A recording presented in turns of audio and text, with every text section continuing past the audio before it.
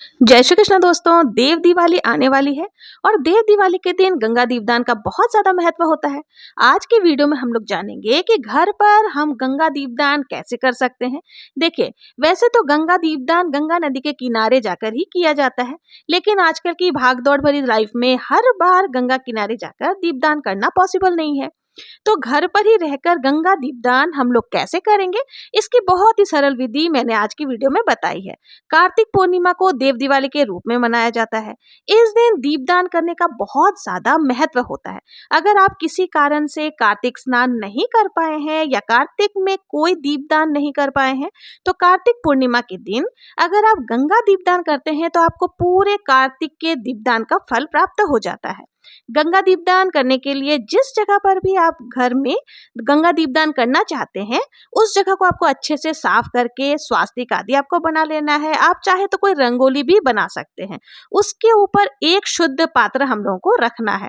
तो आप कोई भी परात ले सकते हैं या कोई भी शुद्ध पात्र बड़ा सा आप ले सकते हैं, जिसमें हम कृत्रिम गंगा जी बनाकर उनका पूजन करेंगे।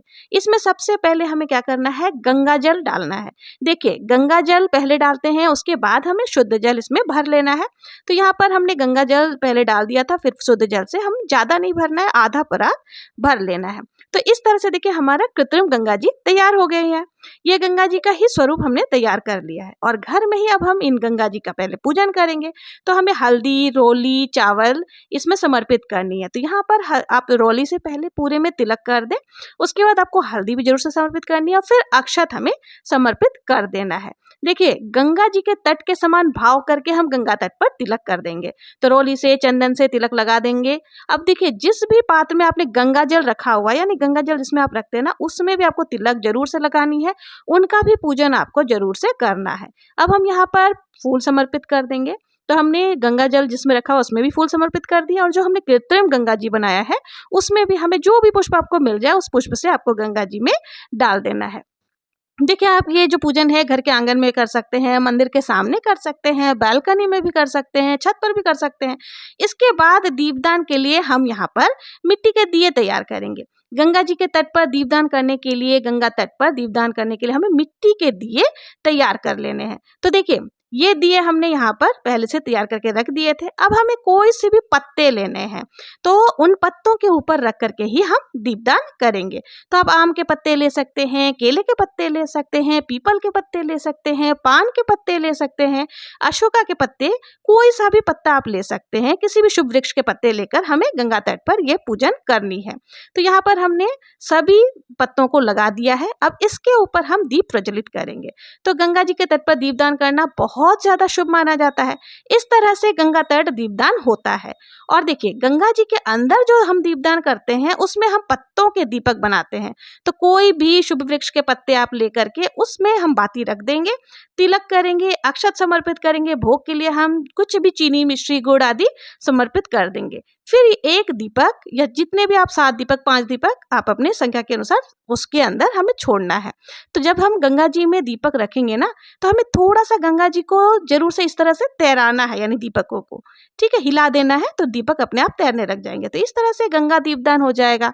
गंगा तट पर दीपदान और गंगा दीपदान दोनों का बहुत ज्यादा महत्व होता है। अगर आप गंगा जी के किनारे जाकर दीपदान करते हैं तो पत्तों के दीपक की भी आपको बहुत आसानी से वहां पर भी मिल जाते हैं। तो आप वहां पर भी ये दीपदान जरूर से कर सकते हैं। पत्तों के ऐसे दोने बने हुए होते हैं, उसमें दीपक आप प्रज्वलित करके गंगा जी में डाल सकते हैं। फिर हमें गंगा जी में जौ जरूर से बोने होते हैं। जब भी कोई अच्छा काम होता है ना, तो कहते हैं गंगा जी में जौ बोए थे, इसलिए ये चीज हमें मिली। तो गंगा जी में हमें जौ जरूर से बोना चाहिए। और भोग के लिए चीनी या मिश्री जो भी है वो भी आप जरूर से समर्पित कर सकते हैं। गन्ना मिल जाए, सिंगाड़ा मिल जाए, केला हो गया, कोई भी ऋतु फल आपके पास जो भी अवेलेबल हो, आप वो जरूर से समर्पित कर सकते हैं। तो इसके साथ ही आप गंगा जी के लिए देखिए साड़ी, साया, ब्लाउज भी समर्पित कर सकते हैं या चुनरी भी समर्पित कर सकते हैं। जो आपकी सामर्थ्य है उसके हिसाब से आप गंगा जी के दान दक्षिणा समर्पित कर सकते हैं। उसके बाद हाथों में थोड़े से पुष्प लेकर हम गंगा जी की कथा सुनेंगे।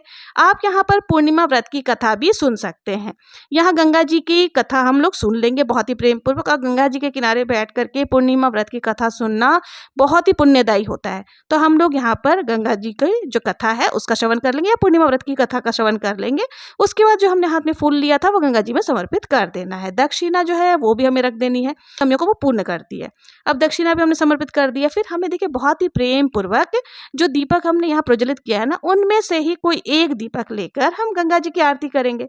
और हाँ, यहाँ पर जो आपने दीपक जला रखे ना गंगा जी के तट पर दीपदान करने के लिए, आप देसी घी के, तिल के तेल के या सरसों के तेल के किसी भी चीज से आप दीपक को प्रज्वलित कर सकते हैं।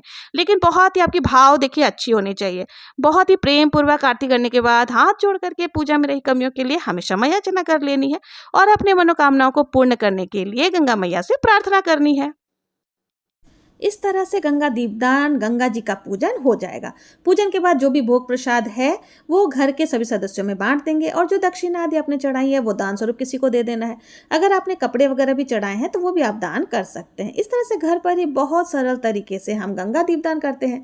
गंगा दीपदान आप पूर्णिमा के दिन या कार्तिक पूर्णिमा के दिन या तो आप सुबह सूर्योदय होने से पहले कर सकते हैं या फिर आप कार्तिक पूर्णिमा के दिन में शाम को सूर्यास्त होने के बाद भी दीपदान कर सकते हैं। दीपदान हमेशा अंधेरे में ही किया जाता है, तो या तो आप सुबह सुबह ब्रह्म मुहूर्त में दीपदान करें या फिर आप शाम को जब गोधूली बेला होती है या फिर जब संध्या आरती होने के बाद आप कर सकते हैं।